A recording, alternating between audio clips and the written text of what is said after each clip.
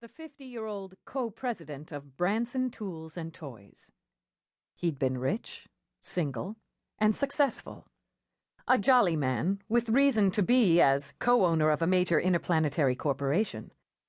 A second son and the third generation of Bransons to provide the world and its satellites with implements and amusements, he'd lived lavishly and had died the same way.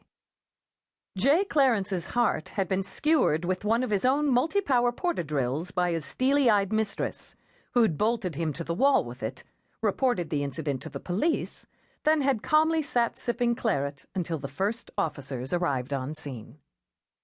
She continued to sip her drink, settled cozily in a high-backed chair in front of a computer-generated fire, while Lieutenant Eve Dallas examined the body. "He's absolutely dead," she coolly informed Eve. Her name was Lisbeth Cook, and she made her living as an advertising executive in her deceased lover's company. She was 40, sleekly attractive, and very good at her job. The Branson 8000 is an excellent product, designed to satisfy both the professional and hobbyist. It's very powerful and accurate. Uh-huh.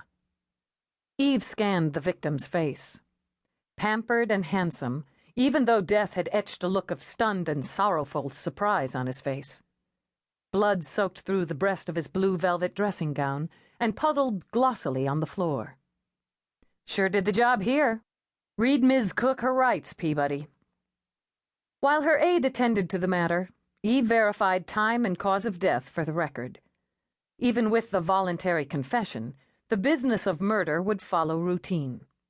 The weapon would be taken into evidence, the body transported and autopsied, the scene secured. Gesturing to the crime scene team to take over, Eve crossed the royal red carpet, sat across from Lisbeth in front of the chirpy fire that blew out lush heat and light. She said nothing for a moment, waiting several beats to see what reaction she might get from the fashionable brunette with fresh blood splattered somehow gaily on her yellow silk jumpsuit. She got nothing but a politely inquiring stare. "So?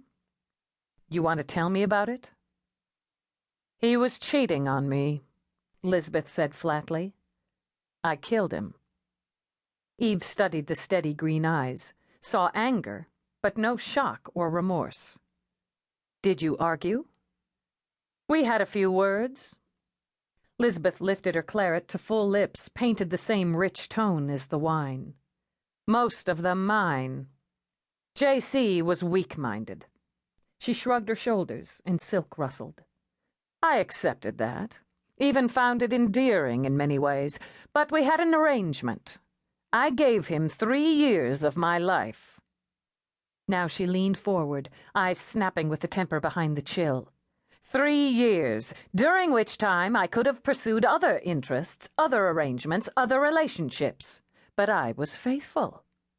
He was not.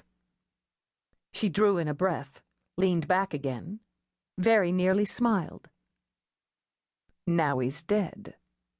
"Yeah, we got that part."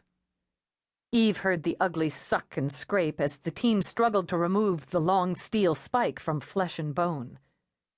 "Did you bring the drill with you, Ms. Cook, with the intention of using it as a weapon?" "No, it's J.C.'s. He putters occasionally. He must have been puttering," she mused with a casual glance toward the body the crime scene team was now removing from the wall in a ghastly ballet of movements. "I saw it there, on the table, and thought, well, that's just perfect, isn't it? So I picked it up, flicked it on, and used it." "It didn't get much simpler," Eve mused, and rose. "Ms. Cook, these officers will take you down to Cop Central. I'll have some more questions for you." Obligingly, Lisbeth swallowed the last of the claret, then set the glass aside. "I'll just get my coat." Peabody shook her head as Lisbeth tossed a full-length black mink over her bloody silks and swept out between 2 uniforms with all the panache of a woman heading out to the next heady social engagement. "Man, it takes all kinds. She drills the guy, then hands us the case on a platter." Eve shrugged into her leather jacket.